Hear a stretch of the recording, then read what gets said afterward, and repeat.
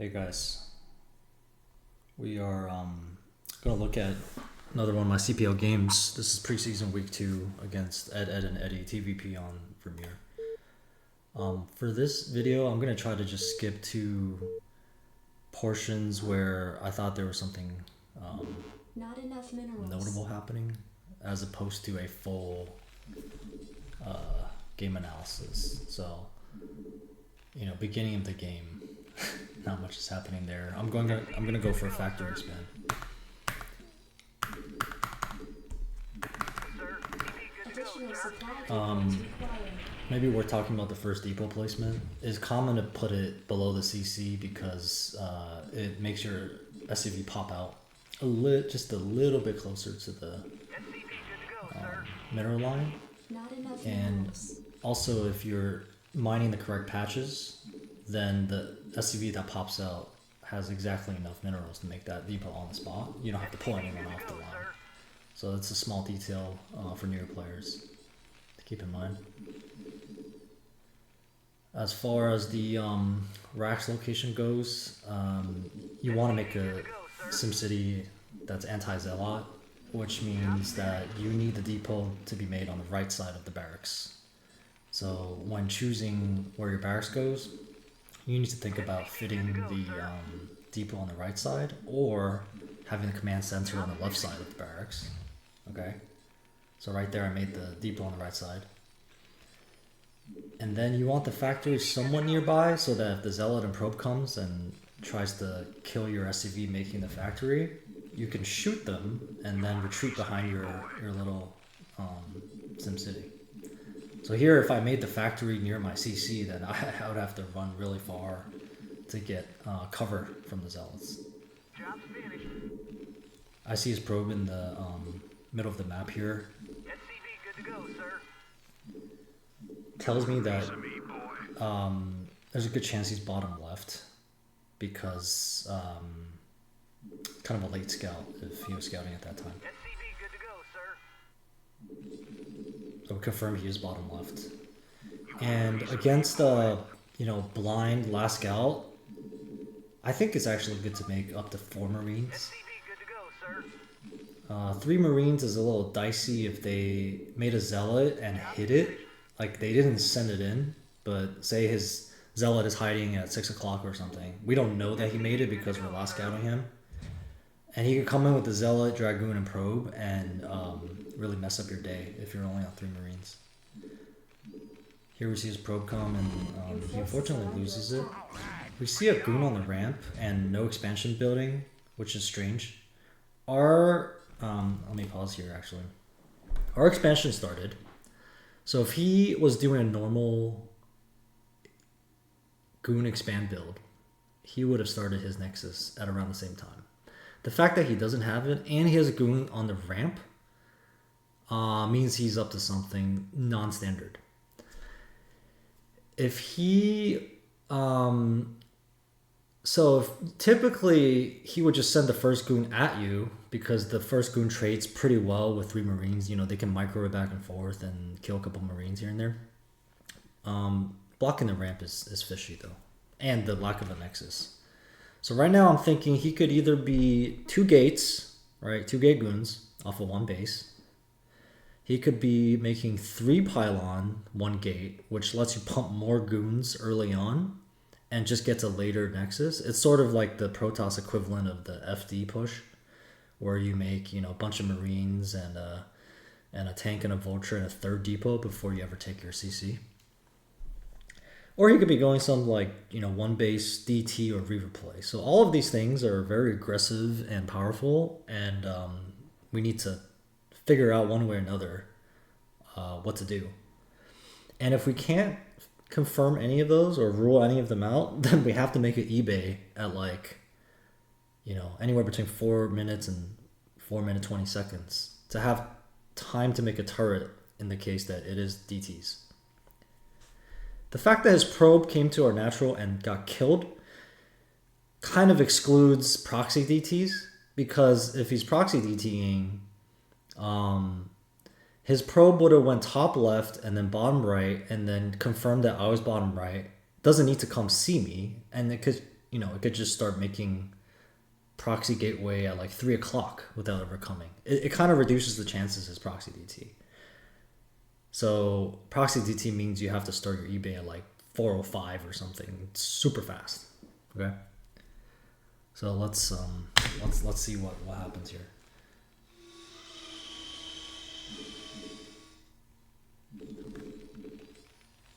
I sent my vulture out on the map just to get away in case his first goon was coming. I don't want the vulture to take shots from that first goon. So I was able to sneak out to rescout his natural at 408. Okay, so now 410. He still doesn't have a nexus. And we see 1, 2, 3 dragoons. Okay. So the fact that he has 3 dragoons tells me that he probably made 3 pylons, right? So that he could actually produce 3 dragoons this early. This is non-stop goon production, basically. What we need to do here is basically defend. Because he doesn't have an expansion, so all we need to do is defend and we'll be ahead naturally. We went for a fast expand build, right? RCC started at 330, around there. But, so we do get siege instead of mines, which I think is correct here. Because like I said, all we need to do is defend, right? Normally you want mines for the vision and whatnot, the pressure, but here, see, we go eBay and siege, which is the default play if you don't know what they're doing, but you know they're doing a 1 base build. Now, I make a big mistake here, which is that even though I saw 3 goons with my vulture and did all the right things of making siege on eBay and whatnot, I did not prep 3 or 4 SCVs at the bunker to repair it. It's actually, it dies really fast, as you can see here. And once it dies, his pressure play is starting to pay off, right? He's going to get damage no matter what you do. He's going to kill Marines, he's going to kill SCVs, you're going to lose mining time, you're going to, you know, it's going to delay your natural. It's bad, okay? So once I saw those vultures at his natural and that he didn't have a CC, I could have played super conservative. Just have 3 or 4 SCVs sitting at the bunker waiting to repair before I even see anything. Get siege, get eBay, and we'll just be naturally ahead. But this is a little greedy to not do that, right? We go for another rescout because, again, it's in cases like this where they start turning up the heat, it becomes really hard to get a scout out. Like, imagine if he just kept rallying dragoons to the front. You can't get a SCV or vulture out, and it's going to take forever to get Academy and comps out of. By then, you know, it's too late. So it's super important to be able to sneak units out on the map before this happens, and then to try to rescout with them. So luckily here I was able to rescout, confirmed even more goons, which kind of tells me that he's not going DTs because you just can't afford all of these goons with range upgrade finished and get any particularly fast DT. But nevertheless, we do see archives, so it's a, you know, it's a bit of a slower DT, right? So that's why we're not dead yet. If it was fast DTs, we'd already be dead. But we have a turret going up for his DT that we scouted. So here he should probably just double expand because he knows that I know that he went archives for DT. And I can't really come out on the map right now to stop his double expand. So that's how he'll catch up. That's how he would catch up in a 1 base versus 2 base scenario. Do enough damage with the 1 base aggression and then double expand. I'm just playing super defensive here. I know he has DTs, so I'm going to try to turret push out and retake my natural. I should be making Academy here because that lets me go out on the map against DTs, but kind of poor right now. You're turret pushing. There was a DT that tried to come up the ramp, but you know, just to check if I had the turret, I did. Eventually we were able to secure our base. And here, when I came down the ramp, let's take a look at this. When I come down the ramp here, I go all the way to the right side of the map. So in case, you know, he had like 10 goons, It'd be harder for him to just run in and snipe those two tanks and then bounce, right? So you gotta be really careful when you don't know where his army is when you're doing these sorts of things like come down ramp. Alright, now we're gonna get mining up again, and again we need our academy and to add factory counts because we know that he's just powering up right now. Unacceptable. Make a armory, but we should be making academy. At this point, it will also be good to add turrets in the main for DT drop, which you could definitely have at this point. Enough minerals. Not enough minerals. So he does come in with the DT drop here. All right. Your forces are under attack. I thought I'd build academy, but I didn't. I think I built turret instead. So in this situation, what you have to do is thank your good fortune that it's only one DT and not like 4, which would be game over. What you have to do is basically turret push from the turret that you have, which here is on the ramp. You got to turret push all the way back to your CC and retake it. While you do that, you want to lay mines around the new turrets and around where the DT is to try to just bait him in and get killed. So that's what we try to go for.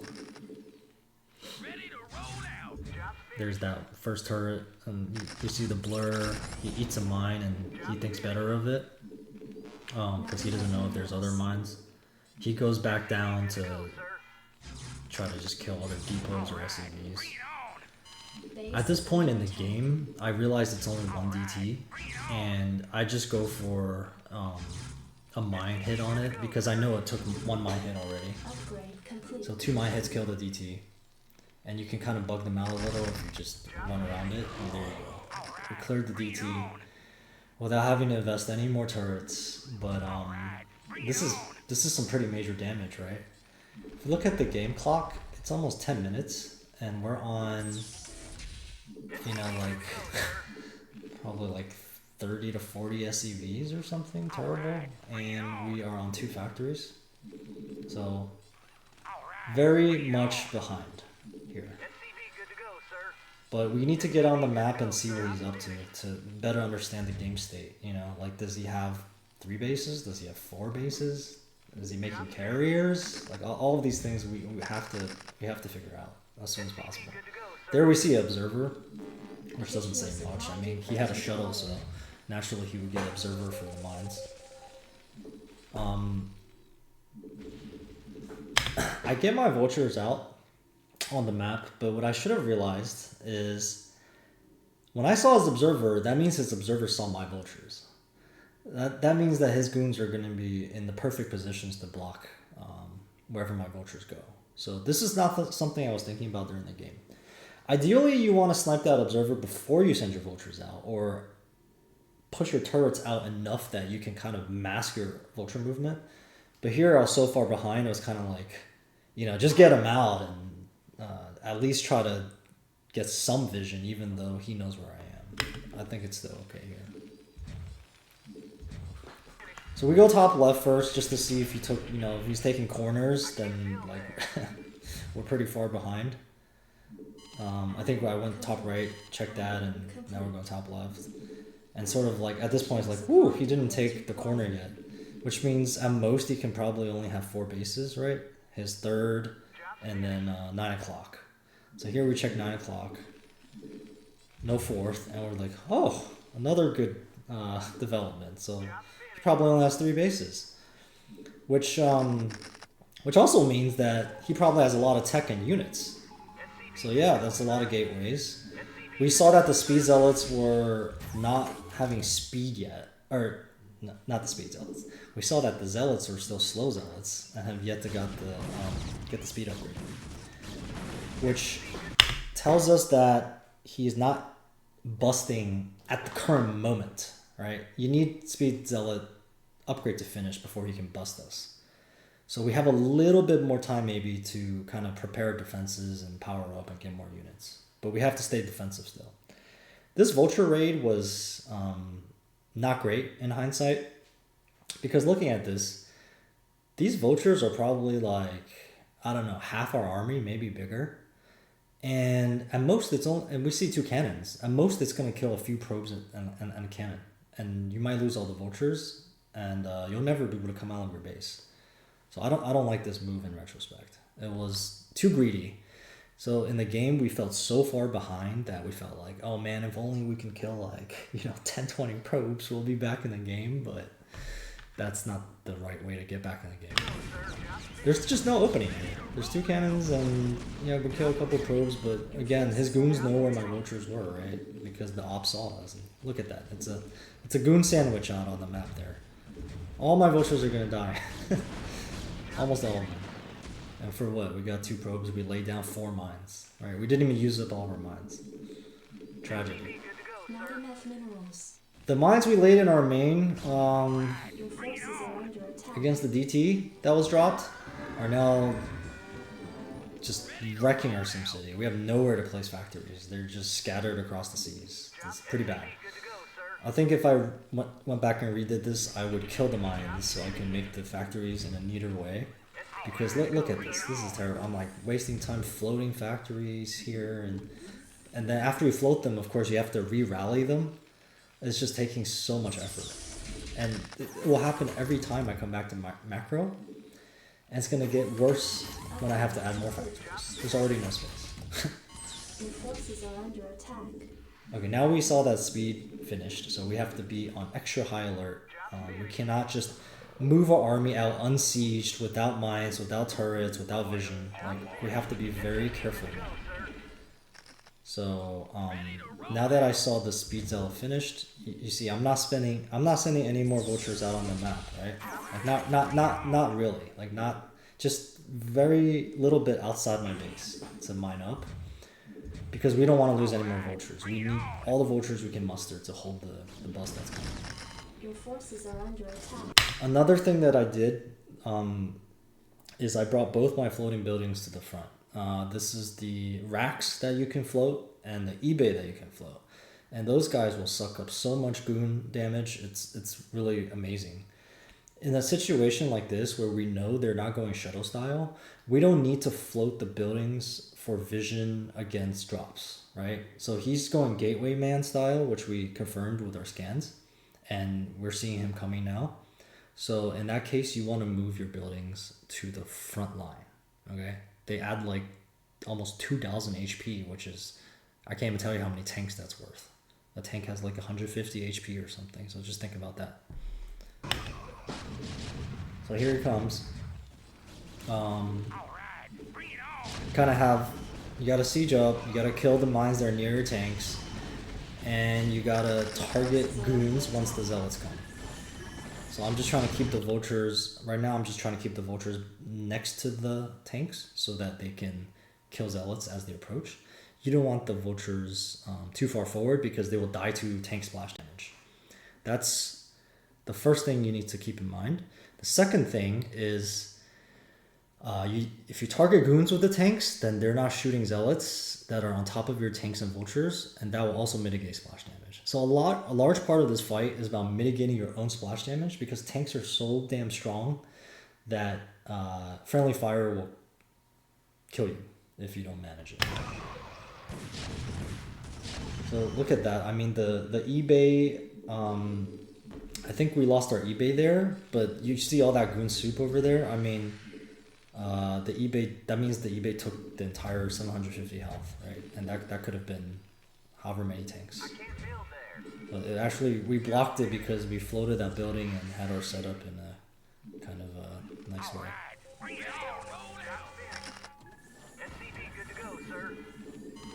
So now I'm thinking, we blocked this attack, but I think we're still behind until we get this third running and we increase our factory count. So I would not go for a counter here. I think the thing to do is just to hit critical mass of Terran units where they can kind of just mow down the Protoss army, right? And you can't do this at 120 supply. There's just not enough Terran units at this stage of the game for that critical mass. You really want like 150, 160 or even higher before you can think about moving out on the map here. Scanning just to confirm that he's not going carriers, he doesn't have arbiters, and it does not look like he does. So we can just continue playing against Gateway Man. Although he should be getting Storm soon. He didn't have Storm on that previous attack, but he's definitely, you know, going to be researching that. Our factory count is still not great, right? It's like 15 minutes in the game, and we're sitting on like 5 or 6 factories. But this is the best we could muster after that very tough beginning, followed by that DT drop. Our supply is good now. I feel, you know, relatively safe because, again, we saw his 4th didn't even start yet. He doesn't, you know, which means he doesn't have a fit. If he doesn't have unlimited money, and our supply's at like 150, which is enough to hold this Gateway Man style. So I'm feeling pretty good, and we have our +2 upgrade started with 1-1 finished. So I'm not scared of attack right now, and here it comes again. Because you know, the reason he's doing this is because for him, he probably feels like he was so ahead from all the early game and mid game things that happened, that he feels like, you know, the game state is that he's so ahead he could just break me at any point, which is not too far from the truth, honestly. So that's why I think he's trying to go for this.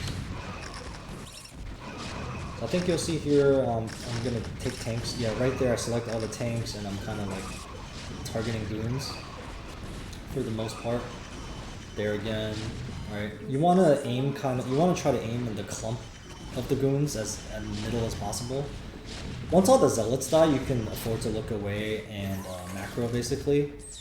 If your tanks are all sieged and your vultures are in the right position, you can look away at that point to macro. This is only after all the zealots have died, and they don't have like Storm or Arbiter or something that you need to worry about. Unacceptable landing zone.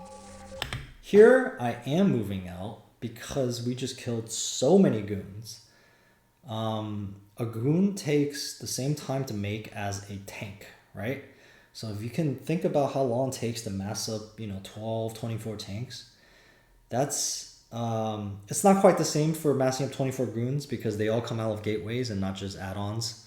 But it does take a while, right? They build slow, is the point.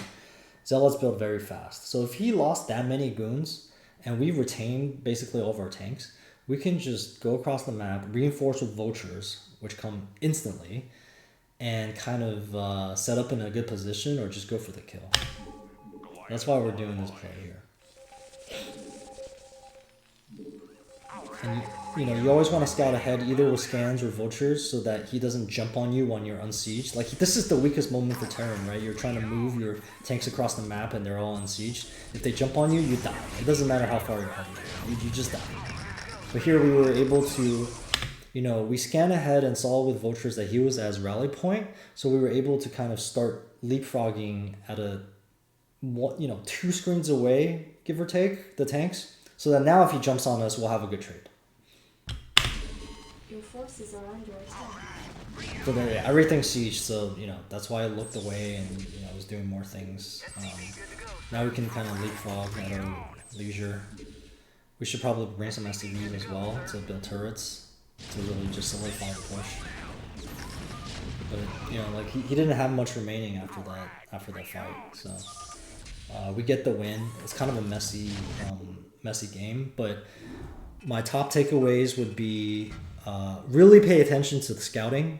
If there's no nexus by 4 minutes or so, obviously something fishy is happening, and we saw 3, you know, we saw with our very own eyes 3 goons, but it somehow didn't think to actually go and prepare to repair the bunker. So that cost us a lot.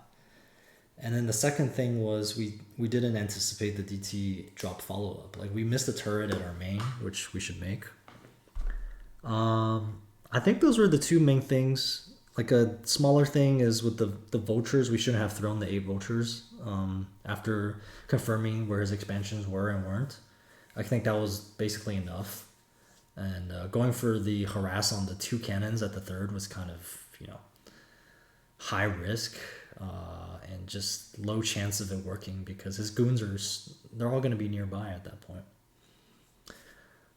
That's it for this one. Thanks for watching, and again, just let me know if, you know, speeding up through sections like this was better, or if I should just kind of do the whole game start to finish to preserve the continuity of the game.